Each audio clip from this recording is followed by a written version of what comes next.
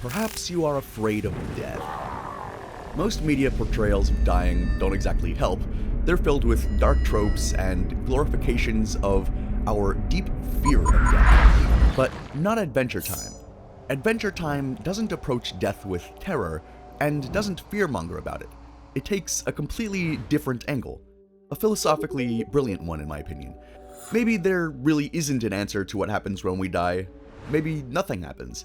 But Adventure Time teaches us that it's possible to make peace with it either way. One of those hints we see in The New Frontier. Jake has his croak dream, a dream that contains the cosmic owl and predicts the dreamer's future, which, in Jake's case, would be his death. His reaction to being foretold his imminent doom is one of excitement. I had a croak dream, Finn. My croak dream. But while Jake seems excited, Finn is not. Instead, he reacts as you'd expect him to react. Yeah? Well, no, I mean, I don't want you to die. It's his bro. And death, in his mind, is something you should run away from when it's from people you love. But why should you run from death? If it's gonna happen anyway, you might as well accept it. Dude, just accept it. No, dude. It's a revelation about death that sets Adventure Time apart from the rest. The simple idea that in order to make peace with death, truly you have to let go. You can't hold on to something you can't control. You have to let me go. No. Please. Destiny! Even though the croak dream doesn't come true in that episode, Jake's fate still waits for him later, in Together Again. Because Adventure Time never pretends death doesn't exist, it faces it head-on, and somehow makes it feel somewhat gentle. By the time Finn finally sees Jake again in the Dead Worlds, years have passed, and the moment they reunite, all that time apart just disappears. They don't need a big speech or a grand gesture to prove what they mean to each other. Just a simple piece of gum. Oh! Look what I have! Gum! This used to be my jam. From that moment on, they just continue living in their new forms, traveling from dead world to dead world, searching for a way to defeat new death. In the process, you forget they're even dead to begin with. Hey, we're Finn and Jake. We'll fix this. Choo-choo! Climb aboard, Doom Souls! Perhaps the best part is that the Dead Worlds aren't seen as a prison. They're a place where you get to spend a little more time with the person you love. That's a concept that Adventure Time kind of built into the very fabric of their afterlife. No matter how bizarre these worlds become, the afterlife never gets old. It's not a paradise, necessarily, but it's a place where you don't have to face the unknown completely alone. There's several layers to these worlds, kind of like in Dante's Inferno. The first Dead World seems to be equivalent to Hell, but then again, there's also the Nightosphere in Adventure Time, which also kind of symbolizes Hell. The higher the number your Dead World is, the better your afterlife seems to be, so the 50th Dead World seems to be equivalent to Heaven. A place where only the purest of souls go, only when they're free from all desires to spend eternity in the ultimate state. 50's not just a place.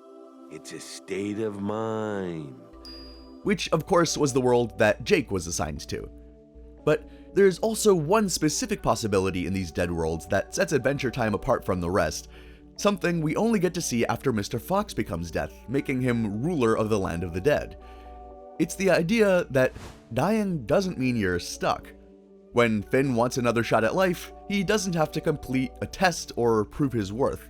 He just walks up to Mr. Death, politely asks to be reincarnated, and gets to start again. No judgment, no gatekeeping, just a simple choice. And that's what makes Adventure Time's view of the afterlife so quietly profound. It's a place where you can spend centuries with the people you love, doing whatever you want in the Dead Worlds. Not in some sort of paradise necessarily, or not in some sort of hell, but something real. And when that becomes stale or you're just ready for something new, you can just move on and go up a level. And when you start losing all of your desires and you are more at peace with yourself, you go up and up until you attain the top level. And then you can also choose to go back. It's that freedom to keep trying, to do different things, to keep growing, to keep exploring existence even after death, that makes this world feel so much kinder than our own. So when Finn decides he wants to go back and Jake decides to join him, you don't even feel like a great turning point has been reached. Even though Jake has reached the pinnacle of heaven and he could spend eternity there in bliss, he decides to go back with Finn, because after all, it's just another adventure. And Jake's willingness to abandon his nirvana and pure contentment just for another chance at life with Finn is the true answer to death. No matter what's waiting for us next, what really matters is who you share it with. But that is not the only thing Adventure Time teaches us about dying. What if I told you that death in Adventure Time is exactly what teaches everyone how to live? That's what the Distant Lands episode BMO, where BMO is faced with his own mortality, shows. At first, BMO isn't afraid of death, because it's not like anything he's experienced before. After all, he feels practically immortal. Soon, however, he's confronted by the reality of the situation. When he finally has to face death, BMO isn't afraid. I think I'm dying. At least, not of death itself. Instead, he's afraid of the regrets he has. Within the confines of his own mind, BMO doubts himself, and doubts what he was meant to achieve. This fear that he failed to live up to expectations is something we all experience, but it doesn't have to be. When BMO is brought back to life, he realizes that he doesn't have to fear his shortcomings. The regrets aren't what matter. We shouldn't be afraid of being failures by being burdened by our past regrets, because by living to your fullest, you're already a success. Making peace with the thought that we'll eventually die no matter what allows us to live in the moment without fear. You don't have to have regrets when you die, as long as you don't allow yourself to have regrets in the moment. Who's that? And BMO isn't the only episode that explores this concept. In The Vault, Finn mirrors this journey. He's experiencing some strange dreams and hallucinations of a frightening ghost, and to find out who the truth of this ghost is, Jake gets Finn to dive into a regression simulator and find out more about his past lives. Like in Together Again, the idea of reincarnation was already taking shape here, and these past lives, just like the Dead Worlds, aren't scary either. So why did she become a source of fear for Finn? During Finn's regression, we learned that the Ghost Lady's real name is Shoko. Her goal was to steal Princess Bubblegum's amulet, but when she grew fond of Bubblegum, the man who had contracted her to steal it threatened her, and in a panic, she complied. But shortly after, she falls into a river of toxic waste and seemingly disappears. That probably wouldn't end very well for anyone. Finn realizes what has to be done. How you doing, buddy? The past must be reckoned with. As it's soon revealed that Shoko managed to crawl out of the waste, only to die at the foot of the tree that would later turn into Finn and Jake's treehouse. And when Bubblegum arrives, Finn makes peace with the past by revealing the truth in the present. His previous death and learning about it teaches him an invaluable lesson. He doesn't need to hide or deny any of his past lives. They're a part of him. He's no longer weighed down by his past regrets that he took with him even beyond death. Death is almost always a release. It's a way to finally let go, to come to terms with the fact that sometimes we move on from the ones and things we love. But if there's one thing that Adventure Time does better than anything, it's personifying death and the afterlife. One of these examples is when Finn confronts death after killing Bubblegum's flower, very casually. Their solution? Visit the land of the dead and reclaim the soul of the princess plant. Within a literal minute, Finn and Jake are in the land of the dead. Of course, it's not too scary, other than hordes of undead trying to eat them. And then they finally meet Death, and he isn't frightening at all. Finn ends up having a musical battle with Death in order to determine whether or not they'll save the plant. Rather than treat Death as a concept we can never fathom, Adventure Time gives him a face and a nice, romantic-ish kiss. What are you doing? Kiss of death, baby. Even the kiss of death turns out to be friendly enough, though slightly gross from a skull. In Sons of Mars, we meet Death again.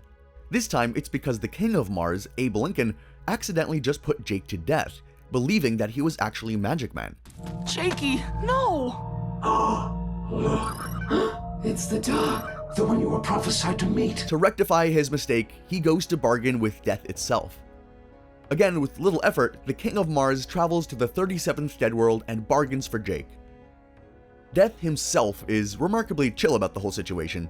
He's just another guy doing his job. When you personify what we fear and you give it some personality, you take all the fear out of it. We're not afraid of death, we're afraid of not knowing what'll happen after we die. But if this was the death that was waiting for us, would anyone be afraid?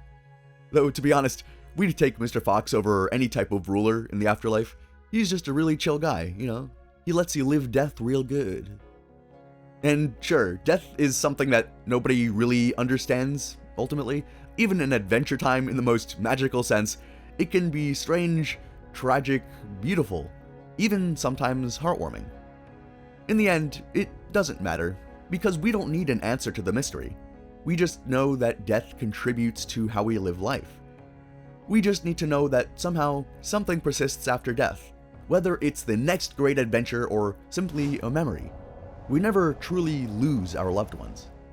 Adventure Time doesn't solve the mystery of death for us, but it does somehow try to help us accept it. And somehow, that's enough. If you want to explore this idea even deeper, check out our video on the reality of immortality and what it really costs to live forever. Small hit though, it's not as fun as you might think.